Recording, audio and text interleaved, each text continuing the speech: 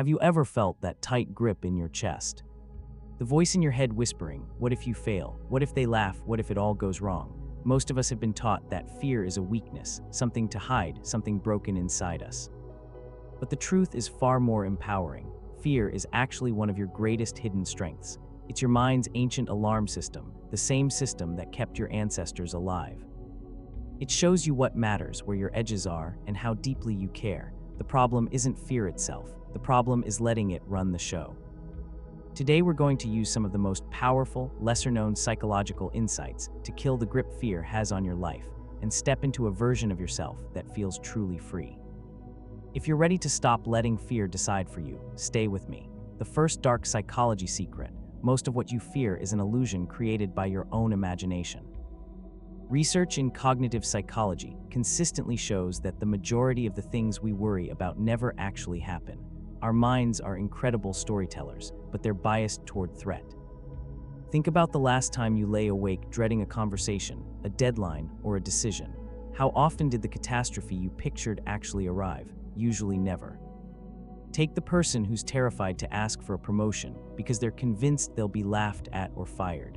In reality, the worst outcome almost never materializes.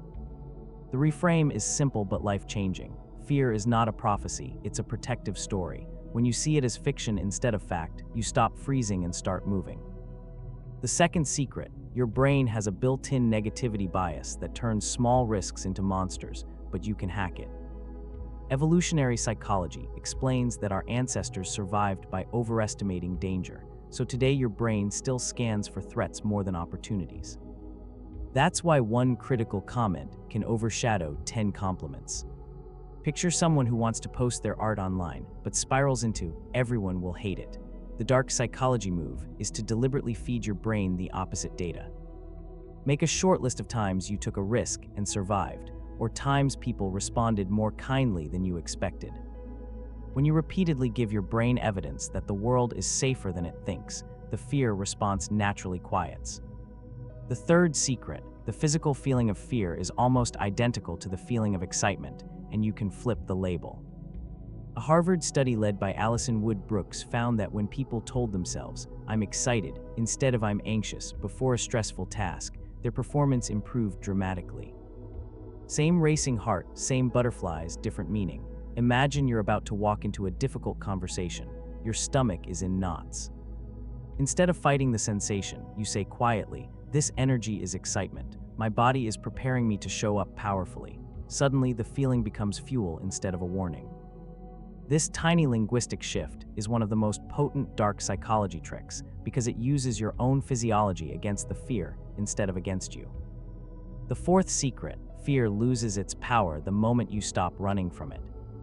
Decades of behavioral research on exposure therapy prove that repeated, controlled contact with the thing you fear rewires the amygdala, the brain's fear alarm. The more you face it, the smaller it gets. Consider the person who's afraid of rejection. They start tiny, asking a stranger for the time, then for a small favor, then sharing a vulnerable opinion. Each no they survive teaches the brain that rejection isn't fatal. The reframe is beautiful. Every time you feel the fear and act anyway, you're not being brave in spite of fear. You're training your nervous system to trust you. You're literally building courage like a muscle. The fifth secret: most of your social fears come from the spotlight effect, an optical illusion your mind creates. Classic studies by psychologist Thomas Gilovich showed that people dramatically overestimate how much others notice or judge them. We think we're under a spotlight when, in reality, everyone else is too busy worrying about their own spotlight. You hesitate to speak up in a meeting because you're sure everyone will think your idea is stupid.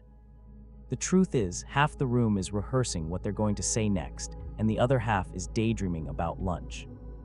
When you truly internalize that people are not watching you as closely as you imagine, the fear of judgment dissolves. You stop performing and start expressing. The sixth and final secret: you can build a fearless identity by acting as if long enough for it to become who you are.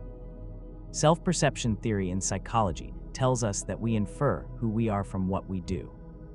When you consistently behave like a courageous person, even when you don't feel it yet, your brain eventually updates its self-image to match. Someone who fears conflict starts saying no to small things they used to endure. After a few weeks, they notice, I guess I'm someone who sets boundaries now. The reframe is profound. You don't have to wait to feel fearless before you act fearless. Action comes first. Identity follows, so here's the quiet truth to carry with you. Fear never completely disappears, and that's actually okay. It means you're still growing, still caring, still alive. What changes is that fear no longer gets to vote on your decisions. You've survived 100% of your worst days so far. That unbroken record is proof you already have everything you need. If this message landed, do two things for me.